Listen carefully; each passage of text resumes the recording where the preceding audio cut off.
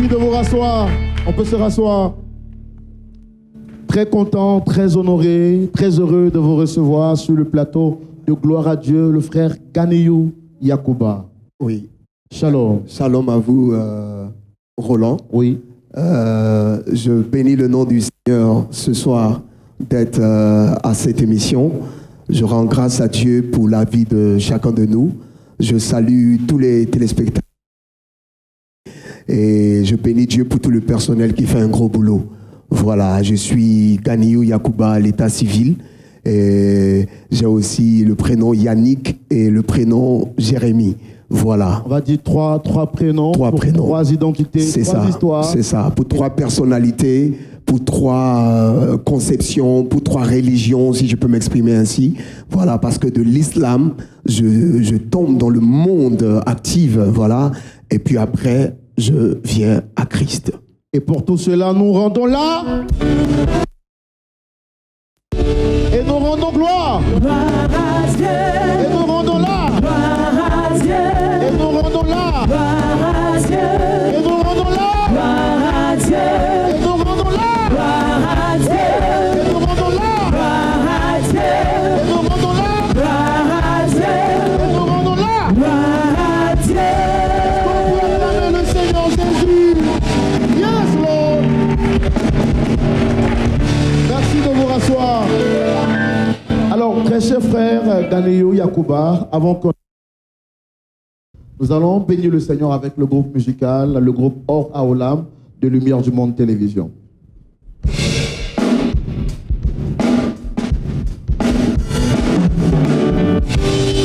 Nous voulons bénir le nom de Dieu, car ses bontés ne sont pas épuisées, elles ne sont pas à leur terme, mais elles se renouvellent chaque jour.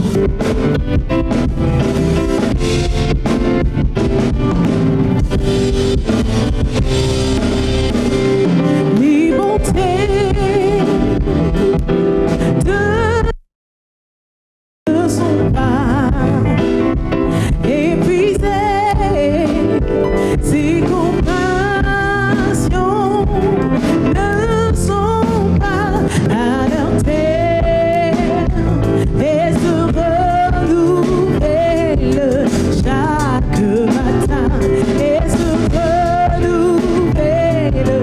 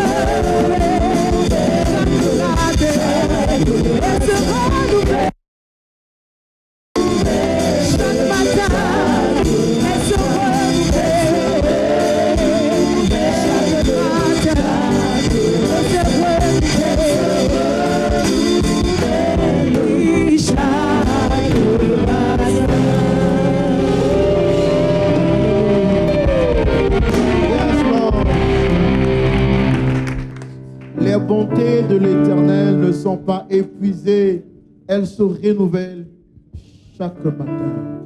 Ce morceau vous inspire quelque chose? Ça vous dit quelque chose? Parce que pour moi, effectivement, les bontés de l'Éternel, tous les jours sont évidentes. Voilà, et surtout que je suis encore en vie. Voilà. Effectivement. Alors, c'est donc avec ce cantique, très beau cantique, que nous allons introduire votre témoignage. Comme je l'ai dit, vous êtes Ganiyou Yakuba et vous êtes chrétien depuis combien de temps déjà? Bon, il faut dire que c'est dans les années 92, voilà, que j'ai accepté Christ. Voilà, j'ai accepté Jésus-Christ autour de 92 par le biais de 2 personnes, voilà, qui étaient chez nous pour leur cursus. Parler du Seigneur, ils étaient dans une congrégation. Ils nous ont parlé de Jésus à moi et ma famille, mais je suis le seul qui ait accepté Jésus-Christ, car je suis issu d'une famille musulmane de 12 enfants, dont je suis le 2e. Et toute la famille élargie à 99% est musulmane. Voilà. Waouh, c'est vraiment extraordinaire. Alors, votre témoignage sera fait en 3 parties. C'est ça. Déjà, on parlera de votre enfance et la deuxième partie de votre vie en tant que la transition de l'islam et dans le monde et tout ça. Et puis après, voilà. On terminera avec votre vie en tant que chrétien. Alors, parlez-moi un peu de votre enfance. Comment est-ce que vous la vivez? Bon, d'abord, lorsque ma mère était encore en vie, elle me disait que j'étais mort à 6 mois. Voilà, j'étais déclaré mort, j'avais changé de couleur, mais je crois que Dieu, qui n'avait pas voulu que je meure, a permis que je revienne à la vie. Et j'ai grandi. À un moment donné, quand j'étais très jeune, j'ai regardé les films de Jésus-Christ qui passent à la télé. Et lorsque j'ai pleuré toutes les larmes de mon corps. Et j'étais le seul dans la famille qui pleurait. Mais tout le monde me demandait, mais pourquoi tu pleures? Est-ce que c'est ton père? Mais je ne savais pas pourquoi je pleurais. Mais je savais qu'il y avait une chose en moi qui faisait que je pleurais. Et à la suite, voilà, on grandit avec un père qui est musulman, une mère musulmane et tout le monde qui, voilà, s'adonne à cette religion. Et donc, on grandit avec le fait que tous les 5 heures, il faut se lever pour prier, à 13 heures, à 16 heures, ainsi de suite. Et c'était comme ça, jusqu'à ce qu'à un moment donné, ces personnes-là arrivent chez nous et nous parlent de Jésus-Christ. Et donc, moi... Ces personnes, c'est qui exactement? Aujourd'hui, il y a un qui est devenu pasteur. C'est le pasteur Kwasi Emmanuel. Voilà, il est vu en ce moment sur les réseaux sociaux. Il a raconté une histoire qui a permis qu'aujourd'hui, il est un peu appelé partout. Et son frère, qui est scientifique, qui va en voyage, voilà, pour la... Donc, Emmanuel et Dominique. Donc, ils vous rencontrent comment? Dans la rue? Non, je vous ai dit qu'ils sont venus chez nous. Okay. Mon père était leur tuteur. Donc, je crois que c'était une œuvre du Seigneur. Parce que Dieu voulait que ma famille et moi, nous soyons chrétiens. Nous chrétiens, nous devenions, voilà, des enfants de Dieu. Mais aucun de mes parents, ni de mes frères, n'avait adhéré, sauf moi seul. Donc, ils sont arrivés chez vous. C'est ça. Passé du moment. C'est ça. Et c'est là qu'ils vous ont annoncé l'évangile. Tout à fait. Et vous avez cru au Seigneur. Voilà. J'ai entendu, j'ai écouté. J'avais comme l'impression qu'il y avait quelque chose en moi qui disait qu'il faut que tu acceptes. Voilà. Et j'ai pas hésité, j'ai accepté. Mais comme ma famille était musulmane, je l'ai caché d'abord. J'avais peur de ce qu'ils pensent, de ce qu'ils allaient dire. Comment vous viviez cette fois-là en ce moment? Il faut dire que c'était seulement lorsque ma mère ou mon père ou un de mes frères me faisait une chose qui me faisait mal, pour assouvir, si vous voulez, ou pour me calmer, je me cachais pour aller à l'église. Voilà, mais sans leur dire. Et il y avait une mosquée. Parce que je suis allé à l'école coranique. Quand on était très en bas âge, on nous rasait la tête et on nous faisait partir à l'école coranique, d'où on nous faisait apprendre les versets coraniques. Voilà. Et tous les jours, c'était un peu la poursuite pour la prière. Quand vous ne priez pas, voilà. Mais quand j'ai accepté, je me cachais et j'évitais que les parents sachent. Donc, quand on devait rentrer à la mosquée, je pouvais faire des ablutions. Mais quand je rentre à la mosquée, au lieu de prier Allahu Akbar et de faire le tasbih et tout, moi, je faisais plutôt notre Père qui est aux cieux, que ton nom soit sanctifié, que ton règne vienne à terre comme au ciel. En faisant, vous voyez, voilà, l'action, voilà, la gestuelle. Et tout en citant par exemple au nom de Jésus avec le tasbih. Parce que je voulais vraiment marcher avec le Seigneur. Voilà, mais j'avais peur. Parce que la Bible aussi dit honore ton père et ta mère. Donc je ne voulais pas entrer en conflit avec eux pour ça. Donc je priais Dieu dans mon cœur de faire en sorte que je puisse quitter la famille et que je puisse vivre pleinement ma vie en Jésus-Christ. Et c'est ce que Dieu a fait. Et dans ce parcours-là, votre foi va commencer à... Ce sera quoi? Oui, quand j'ai commencé, bon, en fait, il s'est produit une chose parce que Dieu écoute les prières. Il écoute les prières. À cette époque, ma famille ne savait pas réellement que j'étais donc un chrétien. Donc, il n'y avait pas de persécution en tant que telle, puisqu'ils ne savaient pas. Voilà, donc j'étais dans mon monde. J'avais déjà commencé toutes les activités que j'ai approfondies plus tard dans le monde du showbiz, même étant déjà musulman. Voilà, mais étant devenu chrétien, moi j'ai cru qu'on pouvait lier les deux choses. Oui. Christianisme. Et donc c'est comme ça que je vivais ma vie chrétienne. Essayez de saisir le micro par le milieu, voilà. Juste le milieu. Ok, super. Voilà. Et donc je priais Dieu qui écoute les prières parce qu'il m'a exaucé. Je lui ai dit, si tu permets que je quitte ma famille et que j'aille un peu plus loin, je te servirai, je te suivrai, je te louerai, je t'adorerai tranquillement. Et effectivement, une chose s'est produite dans ma vie qui a déplu à mon père et j'ai trouvé le moyen pour moi de partir. Donc j'ai demandé pardon à mon père et après je lui ai dit, et il m'a dit, il n'y a pas de problème, tu as ma bénédiction, tu peux partir. Et c'est comme ça que j'ai quitté Grand Bassam, qui est ma ville d'enfance, et je me suis retrouvé à Abidjan, à Makori.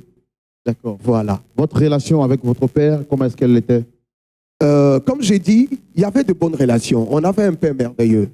Bien qu'il était beaucoup rigoureux sur la prière et tout, on partait à la mosquée tous les tabaskis, tous les ramadans, vêtus dans le même vêtement du plus grand au plus petit, des 12 enfants, des 10 enfants ou des 8 enfants.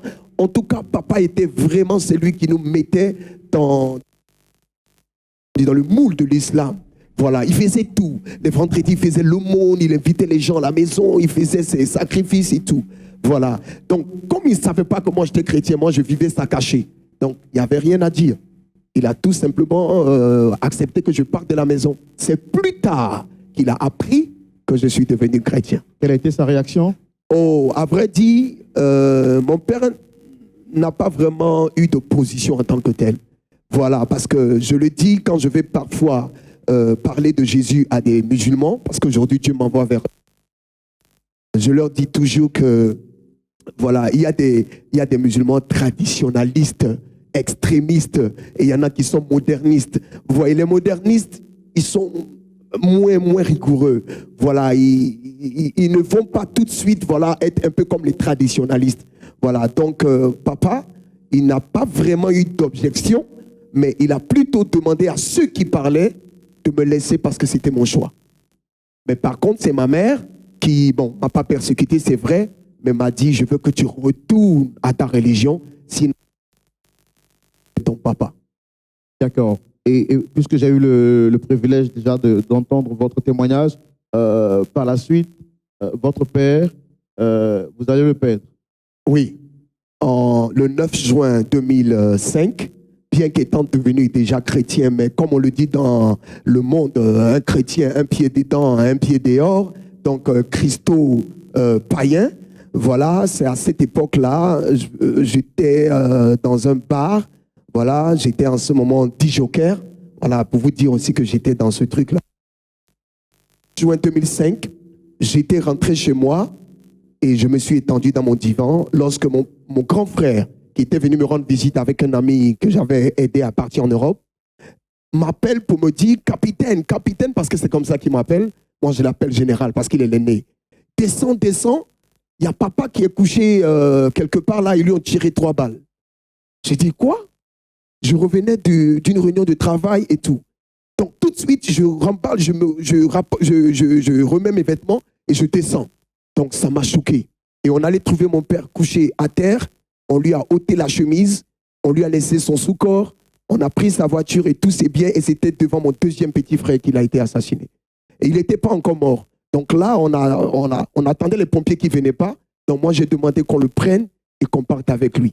Donc c'est comme ça qu'on a pris mon père et puis on l'a mis dans la voiture de mon frère et on est parti. Et quand on partait, mon frère me dit, on s'arrête à une station, on prend du carburant. Et on arrive dans une clinique de la place à Makori. Voilà. Et on rentre, et c'était moi qui étais au volant. Et on crie, venez, venez, s'il vous plaît, ils ont tiré sur notre papa.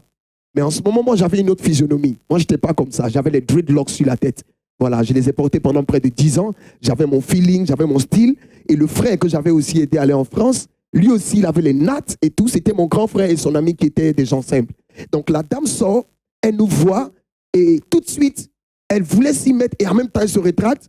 Et dans une autre clinique, là, vous voyez? Et je suis rentré, j'étais en rage. J'ai voulu la tuer, quoi. Et puis, mon grand frère me dit, non, laisse ça, capitaine, allons-y. Parce qu'elle a cru que c'était des braqueurs. Donc, on est remonté dans la voiture, j'ai pris le volant. Et moi, j'ai dit, la clinique dont elle parle, moi, je ne connais pas. J'ai pris par le carrefour Tiaco, voilà, et j'ai pris l'autoroute. Et j'ai roulé à vive allure en brûlant tous les feux. Au risque même de faire encore un accident et que nous tous nous perdions la vie. Parce que je voulais que mon père vive. Voilà. Et surtout parce que j'avais envie qu'il soit sauvé. Même si c'est vrai que je n'étais pas le... Mon père accepte Jésus-Christ. Parce que déjà, le frère qui m'avait converti avait déjà aussi parlé à mon père de Jésus-Christ. Mais il n'a pas accepté. Et voilà comment la mort l'a pris brutalement. On est arrivé au grand carrefour de Makori. Lorsque mon grand frère a vu mon papa hocher la tête, il dit, mon papa est mort. J'ai dit, ne dis pas ça, il n'est pas mort. Il dit, je dis, mon papa est mort. J'ai dit, il n'est pas mort. On arrive devant le CHU. Dès qu'on veut emboîter la barrière, le pneu arrière gauche explose. On le descend, on le remet dans un taxi. Le portier, je cours après le taxi. On arrive, je vois mon frère avec les médecins en train de se bagarrer, en fait de discuter parce que les médecins sont en train de prendre leur temps. Et mon grand frère s'est énervé. Moi, j'arrive, je leur dis, mais attendez, quelqu'un est en train de mourir et vous faites ça. Donc, je les ai bousculés, je suis rentré, j'ai pris mon père et j'ai crié, papa, je t'en supplie, ne meurs pas, papa. Et c'est comme ça les médecins sont venus. J'ai dit, venez m'aider. Ils l'ont pris, ils l'ont fait rentrer, 15 minutes après, on dit qu'il est mort. J'ai pleuré toutes les larmes de mon corps dans le CHU. Toutes les larmes de mon corps. Et j'en voulais, même à moi, même au diable, même à Dieu, parce que je me... Voilà. Et c'est comme ça que ça a été. Est-ce que la mort de votre père a eu un impact sur la suite de votre foi chrétienne? Je pourrais dire oui, parce que, il faut le dire honnêtement, parfois je suis, je dirais pas très triste, mais il m'arrive, sincèrement il m'arrive de penser que mon père aurait pu être sauvé. Surtout qu'aujourd'hui je suis engagé dans la foi et que j'ai connu en partie la parole de Dieu, j'ai souvent mal de savoir que mon père aurait dû accepter Jésus-Christ. S'il avait fait, peut-être qu'aujourd'hui c'est sûr qu'il serait au ciel. Donc parfois ça me là-dessus par l'Esprit de Dieu. Voilà. La suite de votre témoignage est vraiment, ce que je viens d'entendre est vraiment édifiant. Nous bénissons le nom du Seigneur pour ce qu'il a déjà fait dans votre vie. Et nous disons, gloire à Dieu. Et nous disons, à la suite de cela, vous avez une vie. Vous l'avez dit, vous étiez chrétien, Christo, mondain, un pied dedans et un pied dehors. Si. Parlez-moi en quelques minutes de votre vie dans le monde. Alors, cette vie a commencé à Grand Bassam. J'ai sillonné pratiquement tout le sud, voilà, à Grand Bassam, tous les petits villages et autres. À cette époque, on me faisait des posters à mon image qu'on collait dans les villages et autres. Et les gens payaient pour entrer dans des salles beaucoup plus grandes que celle-ci, voilà, pour me regarder en train de danser. J'ai aimé la danse. J'ai voulu faire une école de danse. Dieu m'a donné ce savoir, mais il veut que je le glorifie. Moi, le diable a voulu utiliser ça pour lui. Donc, il a commencé depuis le départ. Donc, même quand je quitte la religion musulmane, je n'abandonne pas voilà, un chorégraphe. Alors, je me projette dans le monde du showbiz. J'ai fait du zouglou et j'avais une tante qui était dans des émissions télé qui est aujourd'hui en Europe. J'ai fait de la variété musicale, ça n'a pas été. J'ai fait du rap. J'ai été l'un des deuxièmes meilleurs rappeurs d'Abidjan en 1998, voilà, avec Luciano et tout ça. Et puis ensuite, je suis devenu DJ. Voilà, j'ai été DJ pendant près de 6 ans. Donc, on a vu les débuts du coupé décalé, par exemple. Voilà. Et donc, étant dans cet élan des choses, il faut dire que j'ai commencé à me laisser aller à une dépravation extrême. Une débauche qui ne dit pas son nom. Je peux même dire, parce que j'étais un prostitué, j'étais un gigolo, j'étais un coléreux, j'étais un alcoolique, j'étais comment on peut dire, un tombeur, un loser, j'étais tout ce que vous pouvez imaginer de mauvais. Ouais, vraiment. Mais seulement je le faisais, comme on dit, en choco. Voilà, j'étais le gars propre qui aimait bien s'habiller, les dreads et tout, voilà, le style, j'aimais bien qu'on me regarde, sans toutefois chercher à faire du tapage. Voilà. Et quand je me suis investi dans ce monde, je ne savais pas que c'était le diable qui était en train de m'introduire, mais que Dieu permettait au diable de m'introduire, que j'en sorte après par sa main puissante pour aller dire aux autres, il faut que vous sortez de là. Waouh, waouh. Est-ce qu'on peut bénir Dieu? Est-ce qu'on peut acclamer le Seigneur? Et dans cet univers, vous allez vivre la débauche, l'alcool, le sexe. Et cette dépendance du sexe va vous permettre de connaître une histoire un peu, je vais dire, très mystérieuse. Mystérieuse, oui, parce que je ne l'ai pas compris moi-même, cette histoire. Jusqu'à aujourd'hui, parfois, quand je m'assois, je me pose la question de savoir, est-ce que j'avais vraiment existé lorsque... Après cette histoire, je me pinçais parfois quand je marchais et je me demandais, est-ce que je vis? Est-ce que ce n'est pas un rêve? Je vais pouvoir me réveiller. Voilà. Mais il faut dire que tout est parti, effectivement, du plus bas échelle jusqu'au plus grand échelle de la dépravation. Voilà, de la débauche et de la dépravation. Alors, comme pour dire que tous ceux qui aiment une chose qui est contre la volonté de Dieu, c'est ce que Satan va utiliser pour détruire. Voilà. Et honnêtement, j'étais un homme à femme. J'aimais les femmes. J'aimais être bien mis. J'aimais sentir bon. J'aimais vraiment tout. Voilà, j'aimais. Mais en même temps, je faisais tout pour être aussi très réserviste. Voilà. Et donc, il faut dire que c'est parti aussi de l'enfance.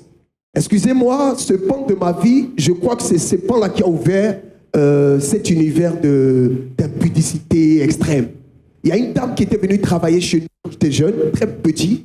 Cette dame me prenait et elle m'envoyait derrière une clôture où elle séchait les habits. Et pendant qu'elle sèche les habits, elle me mettait sous... Ouais, je me rappelle, je ne vais jamais oublier ça. Je l'oublie juste parce que je suis en Christ. Elle me mettait sous son pagne et elle me demandait de jouer avec sa partie intime. Mon Dieu. Ouais, ça m'a affecté. Je peux vous dire au point où, avant d'arriver à toute impudicité, toute tendance confondue, au point où je ne pouvais pas me passer des dessous des femmes. Non, je pouvais rentrer dans une douche, que ce soit chez nous, que ce soit quand je vais quelque part en vacances ou quoi que ce soit, je peux rentrer dans une douche et je pouvais prendre les dessous des femmes ou leur soutien ou quoi que ce soit et puis voilà, vous voyez ce que je faisais ça parce que je sentais une sorte d'odeur que j'avais sentie à l'époque lorsque cette dame m'avait fait cette chose sur moi. Et je pense que ça avait ouvert une porte à un esprit des eaux. Vous en étiez donc dépendant, très dépendant. Au point où j'avais le désir et l'envie même d'aller avec mes propres sœurs. Ouais. Aujourd'hui, peut-être que s'ils regardent l'émission, ils seront surpris parce que je n'aurais jamais dit ça. Mais ma propre sœur aînée, la fille de ma mère, sans oublier des cousines avec lesquelles, mais sans qu'elle ne sache, elle-même, puisqu'on dormait ensemble dans la même maison, elle pouvait dormir avec les dessous sans se gêner parce que je suis son frère. Mais elle ne savait pas qu'en ce moment, l'esprit du diable était en train de me dire, tu peux aller avec elle. Tu peux aller avec elle. Et quand je regardais ses dessous et autres, je devenais malade. Elle n'a jamais su. Mes cousines avec lesquelles j'ai eu, pas des rapports vraiment dans le sens propre du terme, mais des attouchements, des choses vraiment impudiques. Au point où on m'a attrapé un jour, j'ai dû sauter la fenêtre de la maison parce que maman voulait me frapper, quoi. Il vient vraiment de loin et nous disons... Alors, ce qu'on va faire, nous allons bénir le nom du Seigneur. Nous sommes justement à mi-chemin de votre témoignage.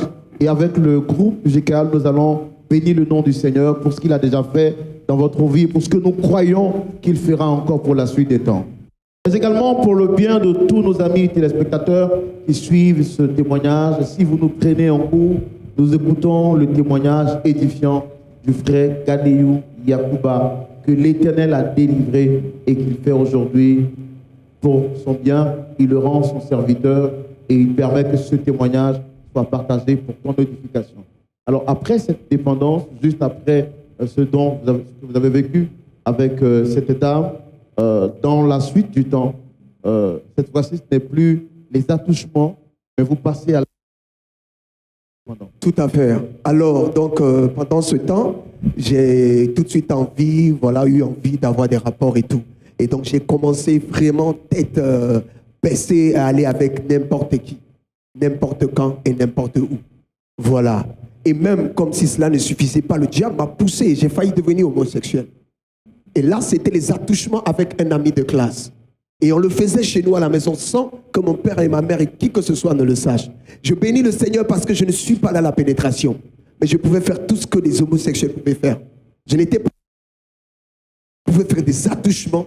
Et si Dieu ne m'avait pas empêché, peut-être que j'irais au-delà de ce qu'il faille. Et dans le monde du showbiz, vous partez au-delà, vous avez... Voilà. Et dans le monde du showbiz, donc tout est parti ainsi. Et comme j'ai dit, ce que vous aimez, c'est ce que le diable vous présente. Dieu ne peut que permettre, juste parce qu'il veut que vous compreniez, vous sachiez ce qui est dedans, afin que vous allez l'annoncer après pour que les autres en sortent. Alors Dieu a permis seulement.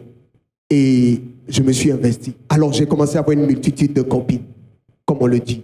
Voilà, blanches, métisses, rouquines, noir ciré, teint noir, bleu, vert, orange, tout ce que vous pouvez imaginer. Grand détail, petit détail, forte poitrine, petite poitrine, pied arqué, pied bancal, je sais pas, grosse, tout ce que vous pouvez imaginer, dans différentes couches sociales. Il me suffisait de regarder une femme dans les yeux et le tour était joué. Si elles sont 4 ou 5, quand je suis assis, avec le style que j'avais, j'aimais attirer ces femmes-là, mais avec le regard. Et effectivement, c'est parce qu'il y avait un esprit qui me faisait ça. Et je croyais que c'est parce que j'étais trop beau et trop mignon. Parce qu'à cette époque,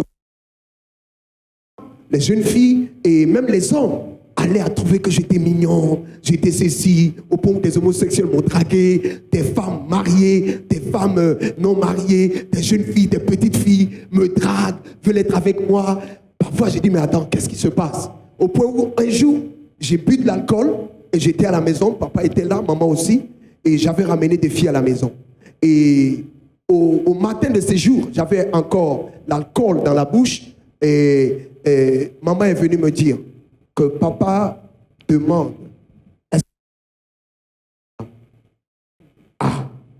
Et j'ai fondu en larmes et j'ai pleuré devant ma mère.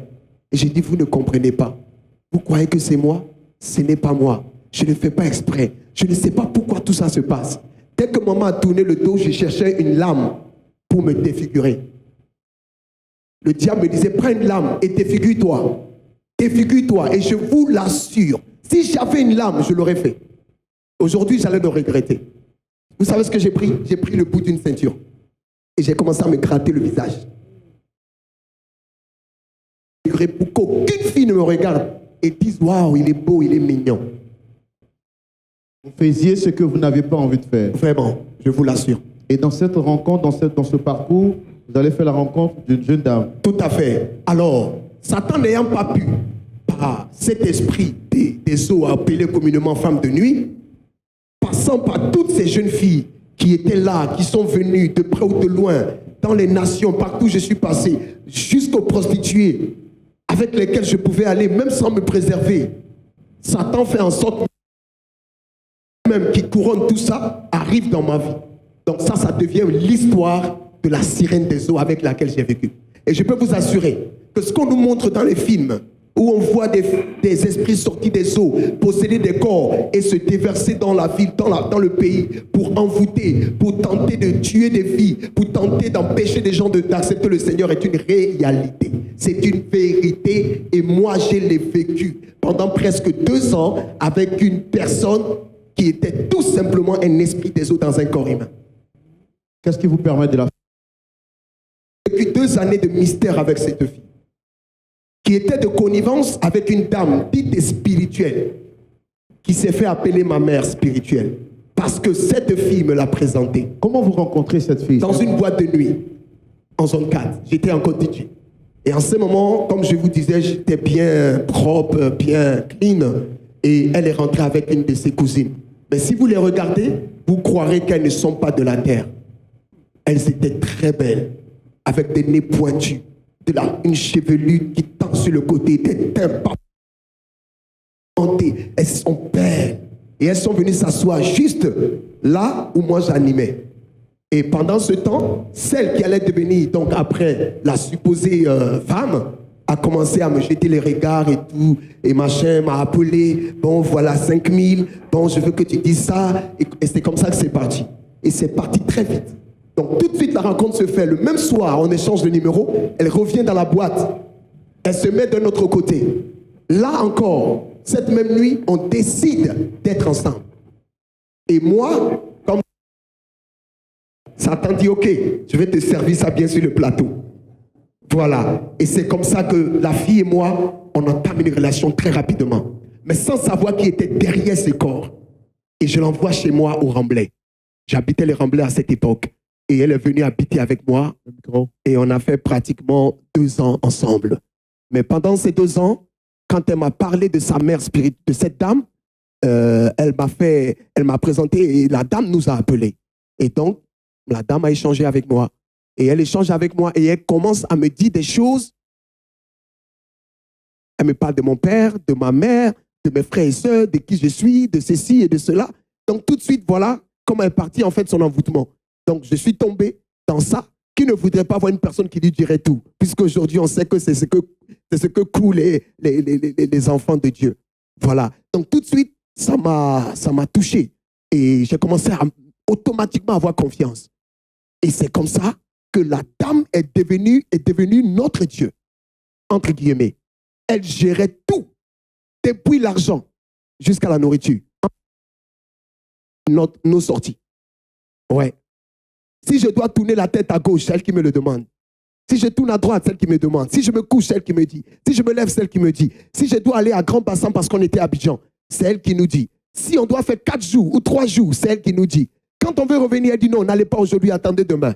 Lorsqu'on pouvait s'asseoir devant des maquis ou des bars ou des machines pour boire, pour manger, je vous assure qu'elle peut nous appeler. Et puis pendant qu'on est assis, des gens sont en train de passer. Et puis elle dit, regardez le monsieur qui passe. Il est mort. Passe. C'est une prostituée. Elle pouvait me dire, tu as tel ami. J'ai dit oui. Elle dit qu'il a le sida. Tu as telle personne. Regarde, il a tel problème. Et elle pouvait nous dire, bon, c'est bon, là où vous êtes assis, levez-vous, allez dans le coin là-bas. Vous voyez l'autre coin où vous étiez la dernière fois, allez vous asseoir là-bas. Je vous assure, ça, la fille qui est sa fille, qui la connaît mieux, commence à se plaindre. Et moi, je lui dis, obéissons. Elle dit, mon fils, que Dieu te bénisse. Ta femme là, elle est bête. Juste depuis qu'elle est avec moi, elle ne me connaît pas. Levez-vous, allez-y, mon fils, toi, tu obéis. C'est comme ça qu'elle m'a eu. Et je prends la fille, on s'en va. Je vous assure. Ceux qui étaient là avec nous viennent nous trouver et nous disent, mais vous avez bien fait de partir. Dès que vous êtes partis, il y a eu un braquage. Dès que vous êtes partis, il y a eu une bagarre. Ils ont cassé les bouteilles, ils se sont blessés. Bon, écoutez, vous voulez quoi? C'est tout à fait normal que vous dites que vous avez une personne. Vous avez commencé à croire en cette femme. J'ai commencé à croire. Et à croire également en la fille. À la fille qui était à côté. Parce qu'elles étaient de mèche. Elles s'entendaient très bien. Et c'était un réseau fort. Mais je ne pouvais pas savoir. Moi, j'étais dans mon euphorie d'amour et tout. Voilà, tu aimes les femmes, bon, belle femme, machin. Et c'est comme ça que cette femme a guidé ma vie. Elle a donné des médicaments à mes frères et sœurs qui ont guéri instantanément. Dans les 5 minutes qui ont suivi, guérison. Ah. Bon, pour moi, j'ai eu mon ange gardien. Ne va pas ici. Lorsque vous faites l'erreur d'y aller, il se passe une chose. Elle dit, je t'avais dit de ne pas partir. Donc, pour moi, j'ai eu mon ange gardien. Donc, j'ai commencé à avoir confiance. Ce que je lui disais pour me confier à elle, elle le savait. Ce que je ne lui disais pas, elle le savait. De ma famille. Et vous l'avez déjà rencontré? 2 ans parlant avec elle au téléphone sans jamais l'avoir vue. Aussi vrai que Jésus-Christ est Seigneur. C'est la fille en question à côté de moi qui parlait beaucoup plus, qui interprétait, parce que cette dame, elle dit qu'elle habitait à la Riviera et qu'elle a fait 7 ans sous l'eau. Elle a fait 7 ans sous l'eau et d'après ce qu'elle m'a dit, elle a fait 3 ans avec des génies dits musulmans, 3 ans avec des génies dits chrétiens et 1 an avec des génies dits païens.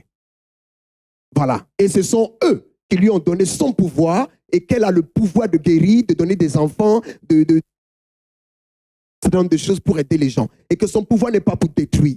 Alors qu'en réalité, c'est un instrument du diable qui volait seulement la gloire de Dieu. Et cette jeune dame avec qui vous avez fait chemin, Oui. quand vous dites que vous avez vécu des expériences mystérieuses. Tout à fait. Mais ces expériences ne venaient de nulle part que de la dame en question.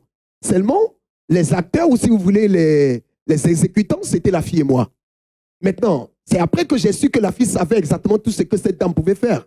Mais au départ, je croyais qu'elle était aussi ignorante comme moi. Parce que la dame pouvait nous appeler pour nous dire pourquoi vous faites par là, par exemple. Pendant qu'elle monte, on est en feu. Je vous assure que si vous étiez là à cette époque, que vous rentrez dans la maison, vous sentirez le feu. Je pouvais casser ma table, je pouvais casser mon ventilateur, boxer le mur. J'entrais dans une colère pas possible. Et tout ça, c'était poussé par le diable. Parce que leur objectif, c'était en fait de me détruire, mais à petit feu. Mais moi, je ne le savais pas. Donc, la dame pouvait nous appeler pour nous faire vivre des choses mystérieuses. Les choses sont lesquelles? Par exemple, j'ai perdu un jour ma puce que je ne savais pas où c'était. Et on l'a appelé, maman, ton fils a perdu sa puce. Et là, tout de suite, elle oublie. Après, elle rappelle, ah oui, vous m'avez dit qu'il a perdu sa puce. J'ai dit oui. Elle dit, vous êtes au salon. Oui, maman. Ah, mon fils, ton salon est beau, hein? Au téléphone. Mon fils, lève-toi d'où tu es assis. J'ai dit, je me suis levé. Qu'est-ce que tu vois? J'ai dit, maman, je vois mon divan. Elle dit, je vois un gros truc. C'est elle qui me dit. J'ai dit, c'est mon divan. Elle dit, soulève-le. Je soulève le divan, ma puce est en bas. Une autre fois, c'était ma médaille. J'aimais les chaînes. Si j'ai donné mon ancienne photo à l'un de vos collaborateurs, j'aimais les chaînes. J'avais une chaîne en argent. Et la médaille de cette chaîne était tombée entre deux choses qui sont dans ma maison. Et là encore, elle était informée. Et elle me rappelle un jour. Et elle me dit, mon fils, lève-toi. Tu es à la maison? J'ai dit oui. Elle dit, va vers ton couloir. Je vais vers le couloir. Elle dit, je vois un gros truc. J'ai dit, c'est mon placard. Elle dit, en bas du placard, là, je vois un petit truc. J'ai dit, c'est mon carton. Elle dit, pousse le carton. Je pousse le carton, la médaille de ma chaîne tombe. Ah, mais j'ai eu mon ange gardien. Gloire à Dieu. Wow, donc, je suis sûr que ça ira. C'est tellement mystérieux.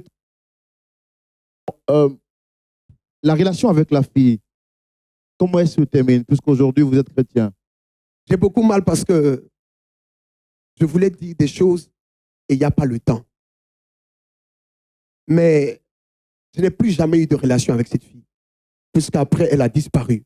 Pas disparu dans le sens pouf du thème, mais elle a dit, je vais quelque part et on ne s'est plus jamais revu.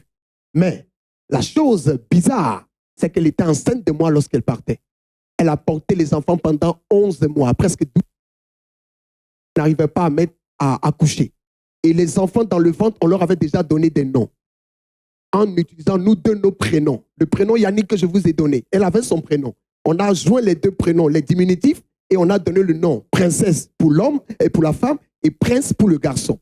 Donc, si je donne ça ne va pas donner forcément le nom, parce que c'est Royan et Royana. Donc, vous voyez, prince Royan et princesse Royana. Donc, c'était les deux qui étaient dans le ventre de la fille avec lesquels moi je parlais déjà. Parce que la mère spirituelle m'appelait parfois, me dit, parle avec les enfants. Quand la fille me fait une chose qui me fait... Il bouge comme s'il y avait quelque chose qui se bat dans son ventre. Comme si la chose se bat dans son ventre. Tant que je ne mets pas mes mains et que je ne dis pas Royan ou Royana, arrêtez de faire mal à votre mère. C'est moi qui vous l'ordonne. Tant que je ne fais pas ça, elle reste en pleurs. Tant que je ne fais pas ça, elle reste en pleurs. Et la mère, la dame, soi-disant mère spirituelle, elle-même qui ne comprenait pas, parfois me demandait, mais attends, qu'est-ce que tu as? Je ne sais pas ce que Dieu veut faire avec toi-même. Parle à tes enfants. Vous voyez? Et ça, c'était la série où elle était enceinte. Mais comme j'ai dit avant ça, la dame nous appelle sur mon plafond, le plafond de mon mur, comme un écran géant, des génies.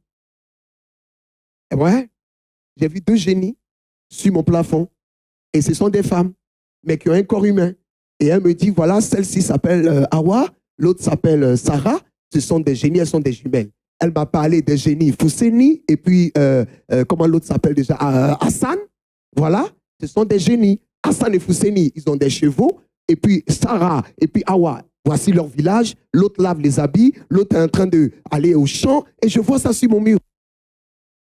Chose spirituelle. Je ne sais pas que je suis en train d'être sous la domination d'un démon. C'est vraiment. Ne vous inquiétez pas, si vous regardez cette émission, vous êtes avec nous également. La présence du Saint-Esprit est auprès de vous. Vous ne verrez rien qui vous fera peur parce que Christ a vaincu le pouvoir des démons. Il les a cloués et il les a livrés publiquement en spectacle. Et pour cela, nous disons... Gloire à Dieu.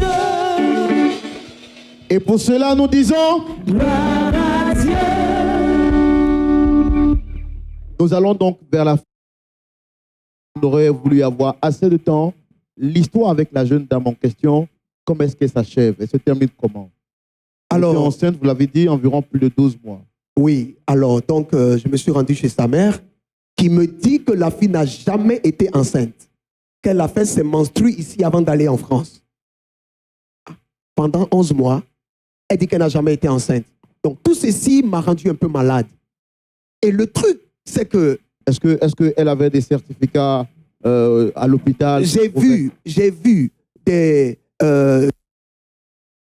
femmes, les échographies et certains documents, comme vous parlez de, avec mon nom, puisque j'ai donné ma pièce pour qu'elle aille se faire visiter pour les visites prénatales à la PISAM.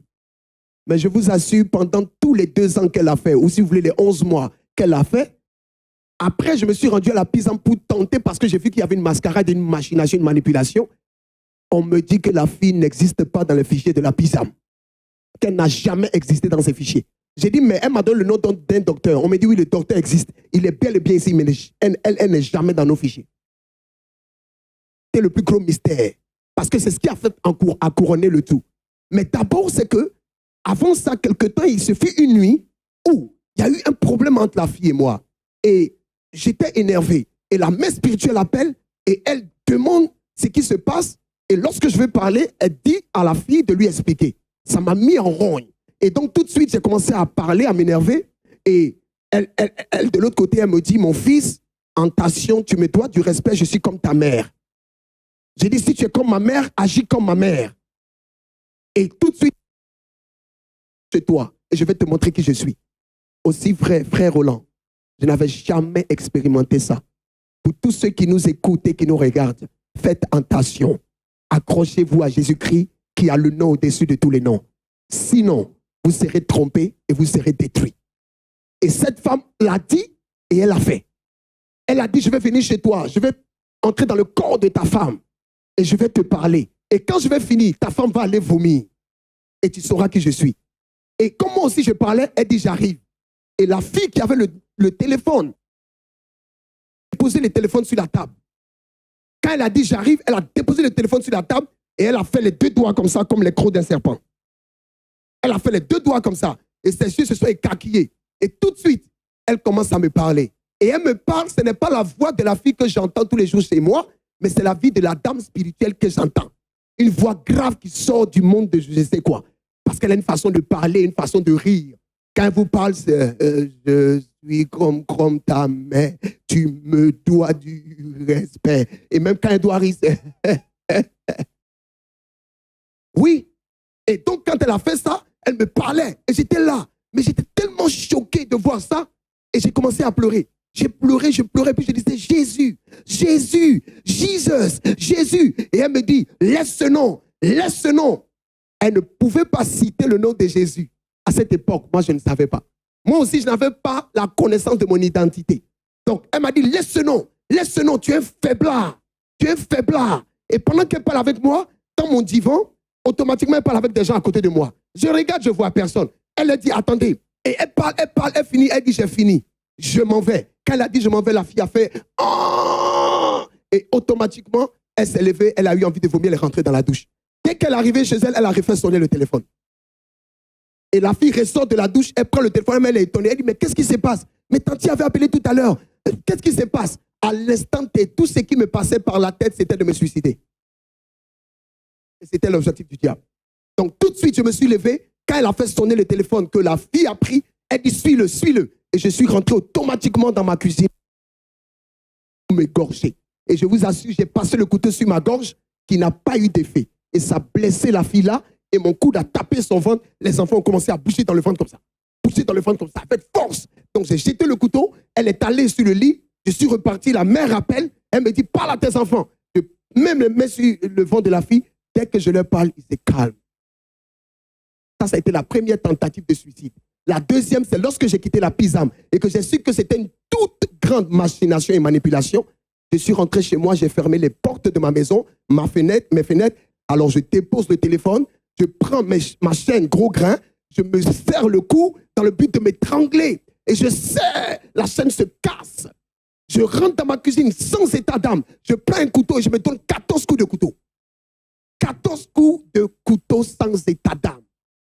Mais Jésus-Christ est vivant. Lorsque Jésus... Wow!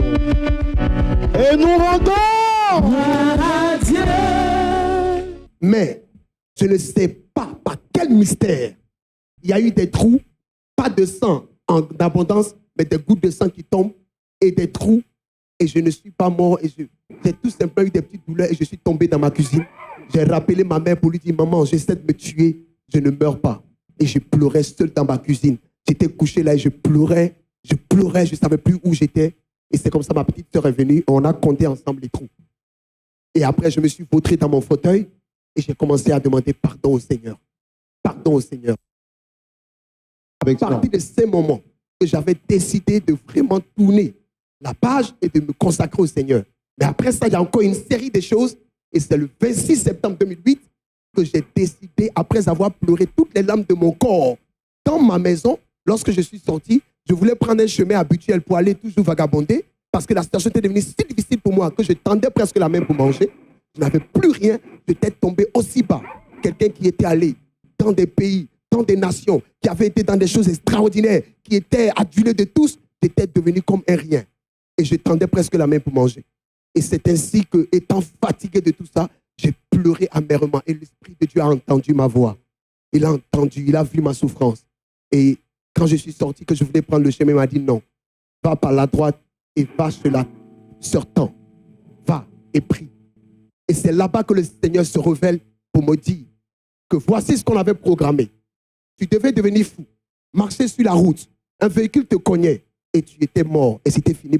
Il y a beaucoup de mystères que je ne peux pas citer là parce qu'il n'y a pas le temps. Mais c'est beaucoup de mystères qui ont failli me rendre fou. Mais Dieu merci, Dieu l'a changé. Il a permis que je le rencontre. Et lorsque j'ai commencé, il m'a dit, je t'ai choisi. Va et fais ma volonté. Va parler au monde de ce que j'ai fait pour toi. Et c'est ainsi que j'ai commencé à être dans l'évangélisation, dans une cellule de prière. Vraiment, il m'a envoyé chez des musulmans, chez des féticheurs, des marabouts, parce qu'il m'a fait toucher à toutes ces choses. Mais de façon solennelle comme ça, officielle, ça n'avait jamais été le cas. Sinon, en miniature ou en partie, je racontais souvent le témoignage. Dans les bus, partout je vais où je prêche, je raconte le témoignage. Voilà. Et aujourd'hui, vous êtes aujourd'hui, dans l'église et voilà. vous exercez en tant que pasteur. Oui. Que je suis prophète. Alors, nous sommes à la fin de l'émission. Vous allez regarder la caméra droite et donner un message à la jeunesse, aux frères et sœurs en Christ en 30 secondes. Ok. Chers frères et sœurs, dans le Seigneur, la caméra du milieu, celle qui êtes chrétiens, je vous en conjure par les compassions de Dieu. Ne doutez pas de l'existence de Jésus-Christ. Croyez, car Jésus-Christ est réel. Il est vrai. Il existe et il est capable, quelle que soit la dépendance dans laquelle vous êtes en ce moment. Vous qui n'êtes pas encore chrétien, je vous en prie, ex-musulman, j'ai fait des choses et aujourd'hui Dieu m'a donné de connaître la vérité. Je vous appelle au salut, que ce soit ma famille ou en dehors de ma famille. Venez, Jésus-Christ est la lumière de la vie qui sort tous ceux qui sont dans les ténèbres pour les envoyer à la lumière. Alléluia. Dieu vous bénisse. Et la lumière du monde qui sort tous ceux qui sont dans les ténèbres et il les ramène à la lumière. Et pour cela, nous disons là. Alors, nous terminons cette émission. On va la terminer avec une note de beauté. Le groupe musical va nous donner un dernier cantique. Je sais que le Seigneur vous a délivré de l'ancienne vie, mais le talent de danseur que le diable a voulu voler, il est toujours en vous. Est-ce qu'on peut danser un peu quand même? Ben, avec réel plaisir. Que soit béni. Alors avec le team, ce qu'on va faire, vous allez laisser le micro là et vous descendez juste sur la scène au milieu, par ici. Et puis voilà, prenez soin de danser pour la gloire de Dieu. En tout cas, très chers amis, fidèles téléspectateurs de Lumière du Monde Télévision, Nous avons été très honorés, très heureux de partager avec vous le témoignage du frère Ganiyou Yacouba, ex-musulman, transformé à la gloire de Dieu, de la dépendance sexuelle, mais Dieu l'a délivré. Dieu a fait de lui aujourd'hui son serviteur et pour sa gloire, nous dansons sur ce plateau. Alléluia. Lorsque nous crions à Jésus, il est celui qui répond. Alléluia. Il est celui qui nous sent de la détresse lorsqu'on l'invoque, il répond à nos prières. Quand j'ai crié, mon Dieu m'a entendu, mon Dieu m'a répondu. Elishama. Quand j'ai crié, mon Dieu m'a entendu, mon Dieu m'a répondu. Son nom c'est Elishama. Quand j'ai crié, mon Dieu m'a entendu, il m'a répondu. Son nom c'est Elishama. Quand j'ai crié, son nom c'est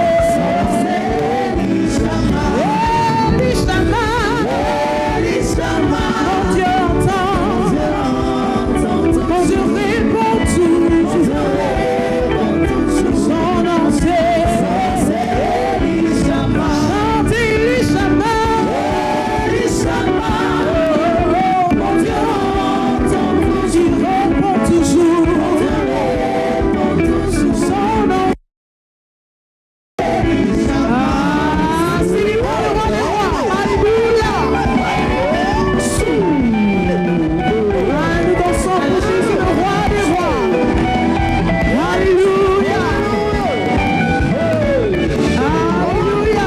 Béni soit le nom de Jésus, le Dieu vivant et puissant.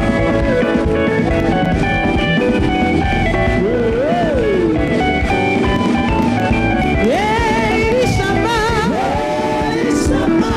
mon Dieu répond. Son nom c'est Elishama.